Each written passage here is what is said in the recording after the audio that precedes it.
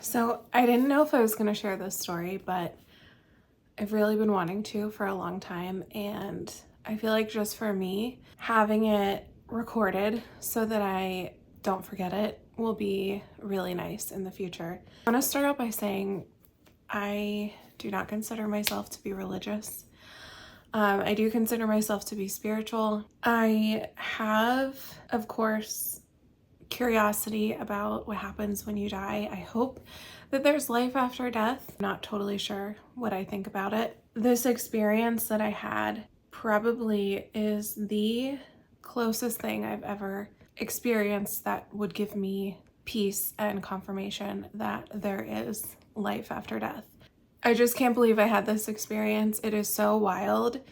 It's incredible. It's something that I think about probably almost every single day because I feel so lucky that it happened to me. So I'm gonna share it. My dad's mom, my grandma Jo, she was someone that I was never super close with. Not that we didn't get along. I knew how much she loved me. I think she knew how much I loved her. My sister and I spent a lot of time with my dad's parents when we were really little.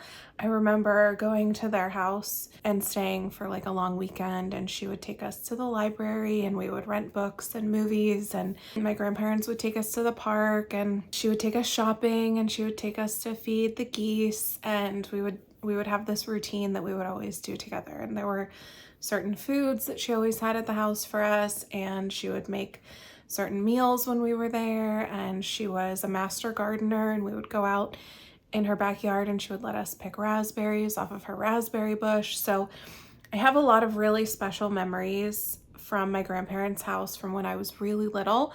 But as an older child, teenager, young adult, I didn't spend a ton of time with them, but I still obviously cared very much for my grandparents, and I loved them. I have always loved them very much, but I didn't have like any extra special relationship with my grandma. So my grandma Jo passed away unexpectedly when I was just a few weeks pregnant with our oldest child, our daughter, who's now 6.5. I had gotten to tell her that I was pregnant. She was so excited. And then a week later, she passed away in her sleep. My grandfather had just been with her. She had been moved from their apartment in their living complex to the assisted living. She needed a little extra help, and he had said goodnight to her, left, and then I think a couple hours later he got a call that she had passed away. It was totally unexpected. So a couple years after she died, I had recently had our second child. We were on a walk through the neighborhood, and I remember walking down the street, and this thought flashed through my head. And the thought was, I don't think my grandma Jo is ever around me. I don't think she visits me. And it was this fleeting thought. I didn't feel sorry for myself. I didn't feel sad. It was just like, oh, I just don't think she visits me. I don't ever feel her around, but that's okay. She might be visiting my cousins or my grandpa or my sister. It was just this really quick thought that passed in and out of my head, and I didn't think about it after that. I've always had very vivid dreams with people who in my family who've passed away have visited me in my dreams. And I never know if they're real, like if it's really someone who's passed away that's shown up in my dreams or if it's just a dream. Within a week, I had this dream, and it was the craziest dream I've ever had. So in my dream, my grandma was there. Within a week of having this thought, my grandma was there in my dream. She spoke to me and she said, I'm always around even if you don't think I am. And then she was gone. And that was it. That was the dream. And it was so clear. It was so vivid.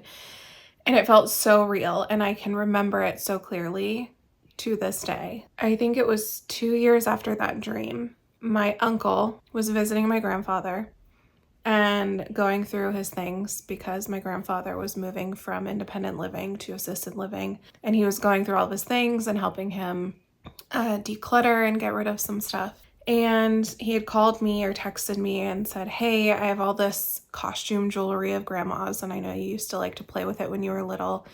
Do you want me to send it to you? And I was like, sure, that would be great. So I knew that my uncle was going to be sending me all this costume jewelry of my grandmother's and some other things that he thought we would like to have. So a little bit more backstory to the second part of the video is that my grandfather bought my grandmother a diamond necklace for one of their milestone anniversaries. This was a big one. I think they were high school sweethearts, and they got married in their early 20s. My grandfather is turning 92 this August, and my grandmother passed away in her mid-80s, so they were married for a really long time. So one of their really big milestone anniversaries, my grandfather bought her a diamond necklace, and it was this circle pendant that was curved. The sides were curved up, so it looked like a bowl, and it was full of diamonds and white gold. I think my sister and I called it her bowl of diamonds, or I called it her bowl of diamonds, and she thought that was really funny. And I remember her telling me that when she passed away, her bowl of diamonds would become mine. And when she did pass away, I never asked for the necklace. I didn't ask for anything of hers. I figured my grandfather might want to hold on to some things that were really precious to her. Maybe she changed her mind and she didn't want me to have it. I don't know. I never asked for it, but I thought about it from time to time. When my uncle was visiting my grandfather and helping him move into assisted living, he had sent me a box of their things that they were getting rid of, stuff that my grandfather thought my sister and I would want, stuff that he thought my kids would want, like all of these, the costume jewelry of my grandmother's. So when it arrived, and it was funny because I had this thought that, what if that necklace just ends up being in this stuff that he's sending me? It was like this weird thought, and I was like, no, that can't happen. Like, I'm sure that it's like locked up with like her wedding ring and other stuff, and it's like somewhere like contained with her fine jewelry. I was like, my uncle would have told me if he was gonna send this. We get the box in the mail from my uncle, and I start going through it, and immediately my kids, well, especially my daughter, who was, I think she was 4 at the time. Yeah, 4.5 at the time. She was so excited to see the earrings and the necklaces and all of that stuff. So I was going through all of the jewelry, and there were a couple like small little containers that had smaller pieces of jewelry in them. So I'm like opening the little containers that were in the box and going through the little pieces of jewelry, and I almost fell over. I literally gasped because there in one of the small little containers was the necklace. It was actually just the pendant. It was just the diamond pendant. There was no chain. So I texted my uncle a picture, and I was like, did you know that this was in here? And he was like, no, it was in her costume jewelry. Like I thought it was fake. He was like, I didn't remember her wearing that necklace. I don't remember that being a gift. He was like, I just thought it was part of her costume jewelry. I didn't think it was special. And so at this point, I'm like hyperventilating because I'm like, holy crap, my grandmother sent me this necklace. She made sure I got it, and she's not alive. Like, holy crap. My uncle didn't know. He didn't go through her, like all the jewelry. He didn't inspect it all. He just boxed it up and shipped it to me. If I would have said no, it maybe would have gotten trashed or donated or something. I'm like completely freaking out. I immediately go to a jeweler because I just want to confirm. Like, he was like, are you sure that that's not fake? Because it was with all her costume jewelry. So I go to the jeweler and they check it, and they're all real diamonds.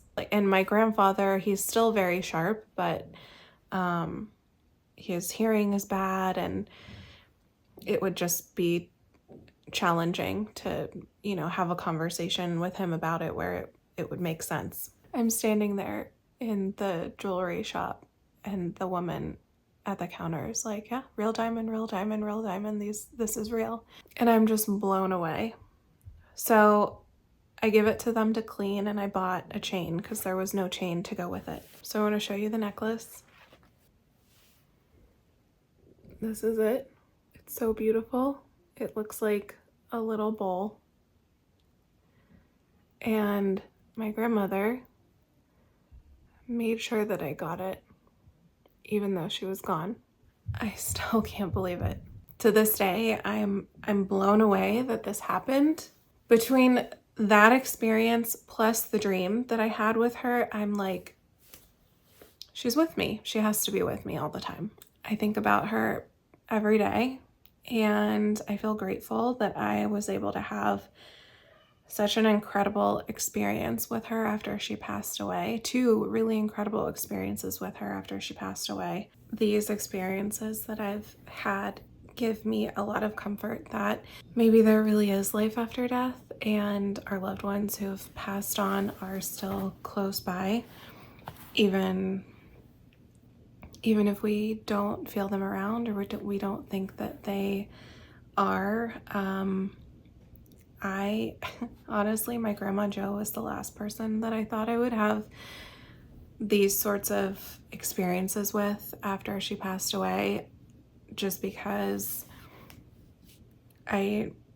we didn't have like this really special relationship. We weren't super close, but it feels so special now that I've had this experience, because I really do feel like she is watching out for me, and she is close by, and she's trying to make connections with me. Honestly, it feels like magic. Like, it feels, especially the necklace, it feels like magic. Like she's a guardian angel or something. I don't know. I just feel like this is the closest I've ever gotten to experiencing magic. Having her come into my dream and tell me that she's around, even if I don't think she is, and then actually receiving this necklace in the mail. I mean, it's just crazy. I feel so lucky. So let me know in the comments below, have you experienced anything like this with friends, loved one, family member who has passed away? Have you had any experiences that make you think, wow, they really are close by, they really know what's going on, and they really are trying to communicate with me?